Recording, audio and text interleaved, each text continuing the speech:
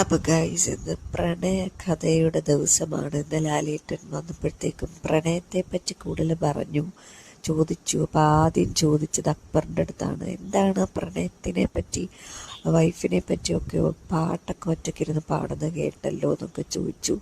അപ്പം അക്ബർ പറഞ്ഞു, അതെ, എനിക്ക് നന്നായിട്ട് മിസ് ചെയ്തു വൈഫിനെ എന്ന് പറഞ്ഞു. അപ്പം അതുകൊണ്ടാണ് പാട്ടൊക്കെ പാടിയെന്ന് പറഞ്ഞു.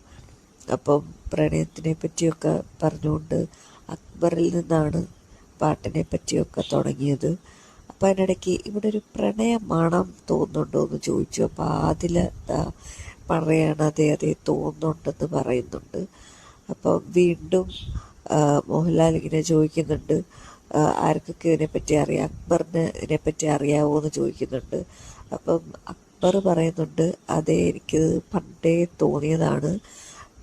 അത് ഇവിടെ നിന്നാണ് വരുന്നതെന്ന് ചോദിച്ചപ്പോൾ പറഞ്ഞു, ഇതാ അനീഷിൻ്റെ അടുത്തു നിന്നൊരു കാറ്റിങ്ങനെ വീശി, പ്രണയക്കാറ്റിങ്ങനെ വീശി അനുമോളുടെ അടുത്തോട്ട് വന്ന് അത് തിരിച്ച് അനീഷിൻ്റെ അടുത്ത് പോകുന്നുണ്ടെന്ന് പറഞ്ഞു.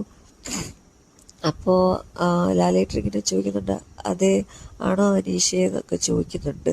അപ്പം അനീഷ് അതിന് ഉത്തരം പറയുന്നുണ്ട്, അതെ, അങ്ങനെ ഉണ്ടായിരുന്നു എന്ന് പറയുന്നുണ്ട്. അപ്പം ലാലേട്ടൻ പറഞ്ഞു, എന്നാൽ ഞാൻ നിങ്ങൾക്കൊരു പ്രണയകഥ കാണിച്ചു തരാം. അപ്പോൾ ശരിക്കും ഇവർ അനീഷ് പ്രപ്പോസ് ചെയ്ത ആ ഒരു വിവാഹം കഴിക്കട്ടെ എന്നുള്ള കഴിഞ്ഞ വട്ടം നമ്മളിട്ട വീഡിയോ അതേപോലെ കാണിക്കുകയാണ്. ഇത് ശരിക്കും വേറെ ആരും കണ്ടിട്ടില്ല. അപ്പം അനീഷേട്ടൻ വന്ന് ചോദിക്കുന്നുണ്ട്, എന്നെപ്പറ്റി എന്താണ് അഭിപ്രായം. അപ്പം അനുമോള് പറയുന്നുണ്ട്, പണ്ട് വന്ന സമയത്ത് എനിക്ക് സ്വഭാവം ഇഷ്ടമല്ലായിരുന്നു, പക്ഷെ ഇപ്പം സ്വഭാവം നല്ലതാണ്, ആർക്കും ഇഷ്ടപ്പെടുന്ന സ്വഭാവം. അപ്പം അനീഷേട്ടൻ പറയും, എന്നാൽ നമുക്ക് വിവാഹം കഴിച്ചാലോ. അപ്പോൾ അമ്മയെന്ന് പറഞ്ഞൊരു വിളി, ഈ ഒരു വിളിയിൽ അനുമോൾ സ്റ്റക്കായിട്ട് ഇങ്ങനെ ഇരിക്കും. അപ്പോൾ ഇതെല്ലാവരും ഇരുന്ന് കാണുവാണ്. നെവിൻ്റെയും ഷാനവാസിൻ്റെയും അക്ബറിൻ്റെയും എല്ലാവരുടെയും മുഖം നമുക്കിനകത്ത് കാണാൻ പറ്റും. അപ്പം ഞാനിപ്പം നോക്കുന്നില്ല, ഒത്തിരി ഫിനാൻഷ്യൽ പ്രോബ്ലംസൊക്കെ ഉണ്ട്, 2 വർഷത്തിനകത്ത് മാത്രമേ ഉള്ളൂ വിവാഹം ഞാൻ നോക്കുന്നത് എന്ന് കുറേ കൺസെപ്റ്റുകളും കാര്യങ്ങളൊക്കെ ഉണ്ടെന്ന് പറയുന്നുണ്ട്.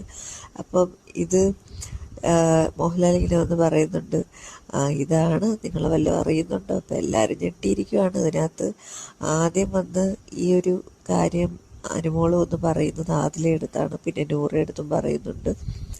അതിനുശേഷം കാഷ്വലായിട്ടാണ് ഷാനവാസിൻ്റെ അടുത്ത് പറയുന്നത്. അതല്ലാതെ ഇവിടെ നെവിനും അക്ബറിനും സാബുമാനും ഇതിൻ്റെ അടുത്ത് അവരുടെ അടുത്ത് പറഞ്ഞിട്ടില്ല. അപ്പോൾ അവർ ഈ ഒരു